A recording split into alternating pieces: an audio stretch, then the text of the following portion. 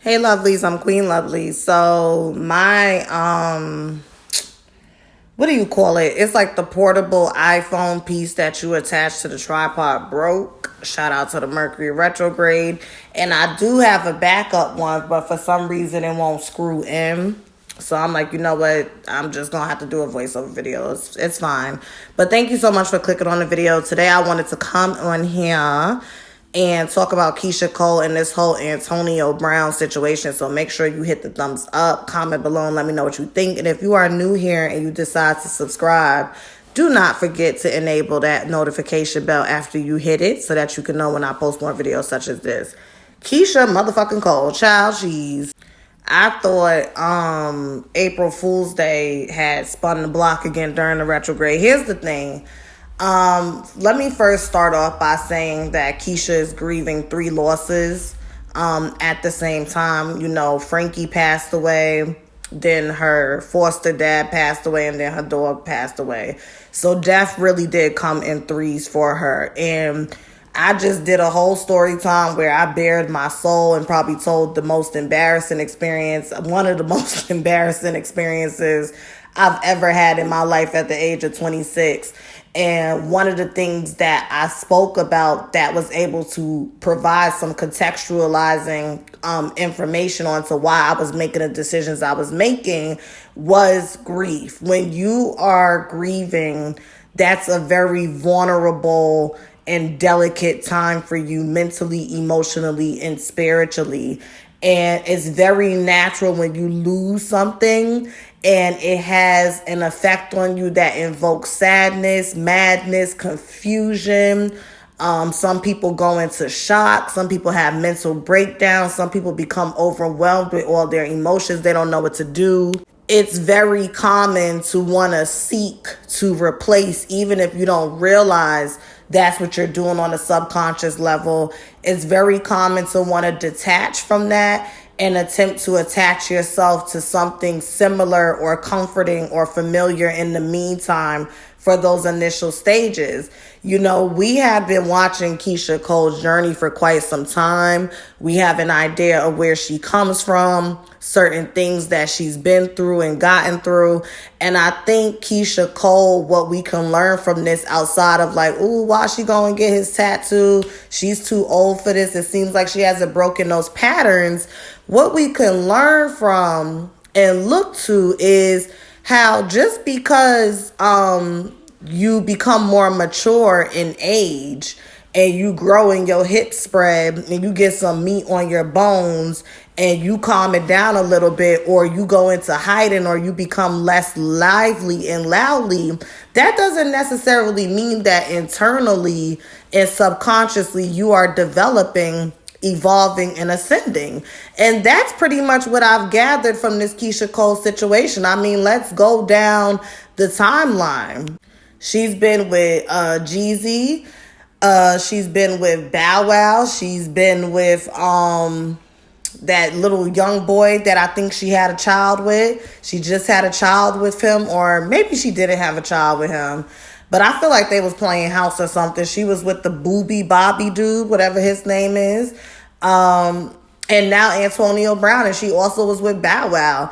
You know, Keyshia Cole, I think, would benefit, number one, from taking some time away from those social circles and just working on herself. You know, even if it's artistic therapy, like you can write songs and get in the booth and we don't even have to listen to it. But I think she would take some time from really healing from these corrective patterns that she's actively participating in. Because I think what happens is when you are an emotionally neglected child, right? And she was, you know, she never knew her dad until her adult years. And then her mom had a drug issue, so she was a foster child. When you are emotionally neglected and you're used to getting crumbs in the form of emotional investment from individuals who are supposed to be your guardians, they're supposed to be your parents, they're supposed to be your caretakers, protectors, whatever you want to call it, you tend to seek out those corrective experiences in your relationships. Meaning, Keyshia Cole spoke to the fact that she connected and related to Antonio Brown, and she just felt like he was a black man misunderstood. Translation, I remember being that ghetto-ass black bitch that the blogs would talk about. Remember when Keyshia Cole first came out and she had those red, fiery ombre and orange, wigs and bangs, and I think she had a Gap, and she would wear her little, beauty supply store bangles and shit. And she was all about fuck the blogs. I don't care. I'm going to do what I want. I'm just here to sing. That's why they would compare her to Mary J. Blige a lot and say she's like the next Mary J. Blige, because she wasn't the best vocalist, similar to when Mary J. Blige came out. But a lot of round the way girls, girls from lower income, girls from poverty, girls from the hood can relate to that ghetto twang R&B music. K. Michelle is another one that fits into that category. So I feel like with Keyshia Cole, she trauma bonded with Antonio Brown. It wasn't so much that you seen a black man who was misunderstood. You seen what physically was a previous version of yourself and what presently is a present version of your internal self. I don't think Keyshia Cole has really evolved in the department of knowing how to discern and weed out certain characteristics and red flags. And I get it. I'm very optimistic.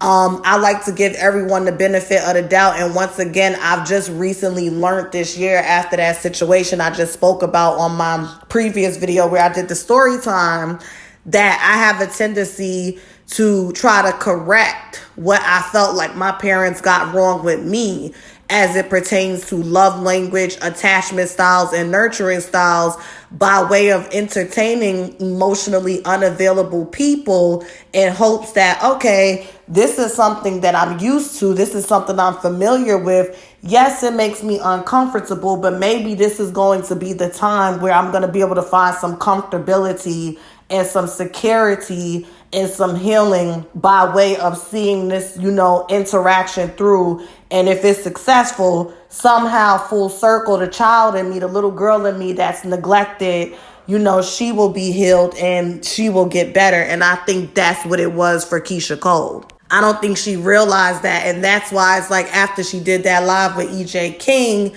and she came back on her stories and was like, yeah, I'm tripping. I got a 12-year-old. I think it was a moment that snapped her out of the fog. And sometimes that has to happen. Sometimes you're so immersed in your trauma and your grief and your sadness and your toxicity that you have to be humbled in, the worst way, or you have to be embarrassed, or you have to be put on Front Street, because maybe God did try to signal to her, the universe, whatever y'all believe in, listen, you're not doing it right. Like this, you better go right. You're going to the left right now. And she's over there getting him tattooed and posting him on her IG only for him to turn around and publicly not claim her and just humiliate her and disrespect her. And that was just very, very unnecessary of him. In addition to that, he's also a broken and hurt soul himself. And this is what happens when two wrongs get together. Two wrongs don't make a right, but three lefts do. And it definitely went left real quick. So I wish Keyshia well. I hope she takes some time off. If she's not in therapy or grief counseling, I hope that spirit leads her to that. And I hope she continues, if she already has started, to unpack the root causes of these behavioral patterns as it comes to men. I think Keyshia made, for some reason, intuitively, and this is alleged, this is just my opinion, but I'm just getting a flashback right now back to when she was doing verses and how she showed up drunk. She had an attitude. She was real nasty. And Keyshia Cole does have a history of becoming, very aggressive and volatile when things don't go her way, especially in romantic relations. I remember she allegedly beat up some bitch Birdman was messing with when they was together. Supposedly she vandalized Bow Wow's car, and the list goes on. So I hope that she finds the strength and the courage to not be solely reliant or dependent on controlled substances, allegedly. And she learns how to face her demons. And it could be rough. It could be hard. I've done videos about this.